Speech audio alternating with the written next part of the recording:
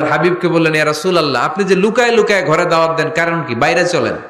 আল্লাহর হাবিব বললেন, না, এটা মাক্কি জীবন, এখানে গোপনে দাওয়াত দিতে হবে। আল্লাহ রাসূল সাল্লাল্লাহু আলাইহি ওয়াসাল্লামের কথা বলার পর ওমর ফারুক বললেন, তাহলে আলাইসাল কোরআনু কিতাবুন হক, এই যে কোরআনের কথা আপনি শোনাচ্ছেন, এটা কি সত্য কিতাব নয়? এটা কি সত্য কিতাব না? আলাইসাল ইসলামু দীনুন হক, আমাদের ইসলাম কি সত্য ধর্ম নয়?